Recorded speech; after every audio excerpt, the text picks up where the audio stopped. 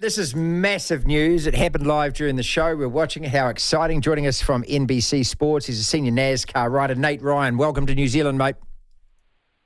Hey, thanks for having me, Martin. Thank you so much for joining us. As you can imagine, motorsports fans, sports fans in this country, we're just wowed out by this race from SVG. Yeah, well, I can tell you that U.S.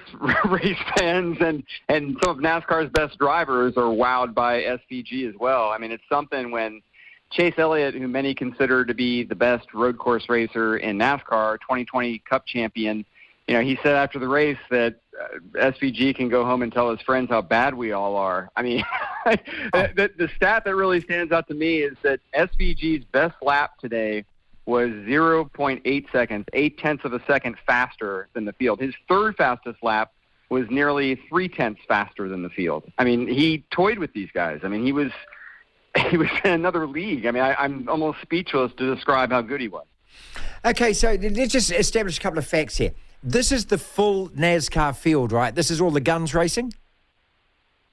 This is the best drivers in America. This is the top level of NASCAR. This is Chase Elliott, Kyle Larson, Denny Hamlin. These are the best drivers in the country here.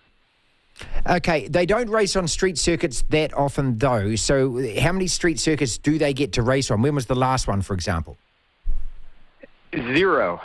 Right.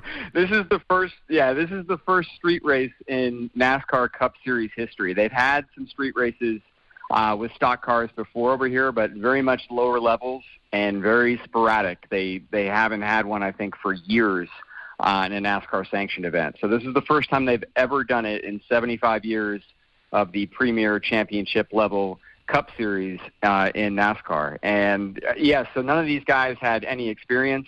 And it was evident from the first practice. Denny Hamlin was the pole sitter. He won the pole position, was the fastest qualifier. And he noted right after qualifying first, with SVG qualifying third, he said that he's just lightning fast, was Denny Hamlin's description of SVG. Wow. Denny Hamlin, again, one of the best road course drivers in NASCAR. He said where SVG picked up all his speed was because he was extremely good beside the wall. Denny Hamlin said, all of us aren't using those last 3 inches next to the wall.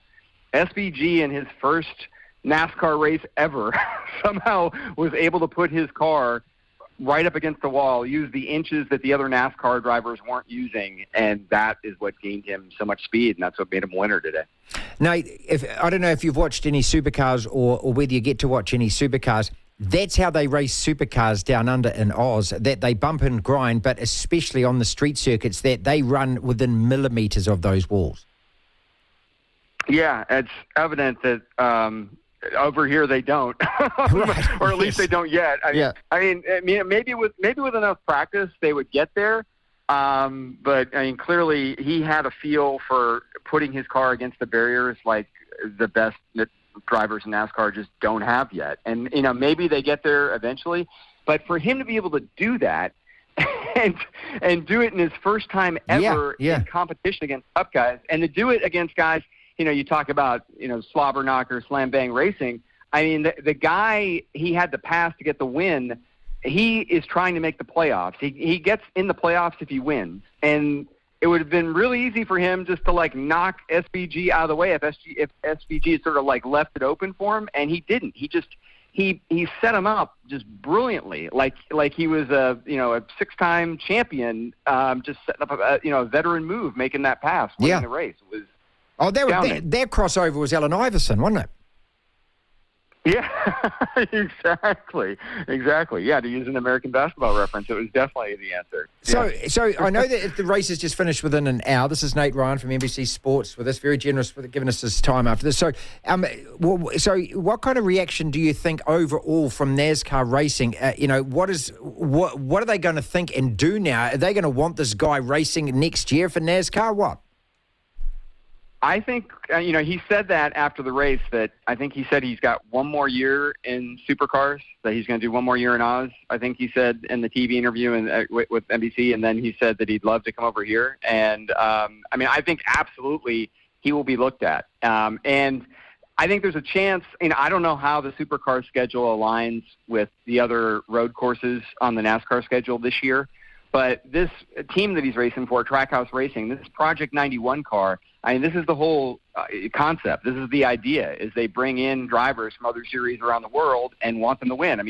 The previous driver in this car, this is the third time that this car has been started. The previous driver was Kimi Räikkönen, the 2007 Formula One champion. He had made 2 starts in this car on road courses the last 2 years. So at the moment, this was SVG's only announced race, but it would not surprise me at all if Trackhouse Racing said to Shane, we want you in this race this year, we want you in this race next year, and that's a growing team. It would not surprise me if they looked at him, and especially when you consider, I don't have to tell you that there are a lot of successful Kiwis and Australians over here.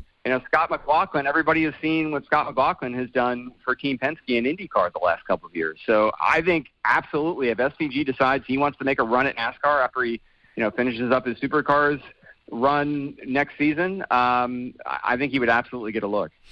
Final question for you. What surprised you most? Because when we spoke to him a couple of Fridays ago, just as he was catching the plane actually to the States, and I asked him how much practice he gets in the car, and he said, I get about 50 minutes, then half an hour. Then he said, I'll kind of learn while I'm driving the race. And we're sitting here just stunned. So what did surprise you more?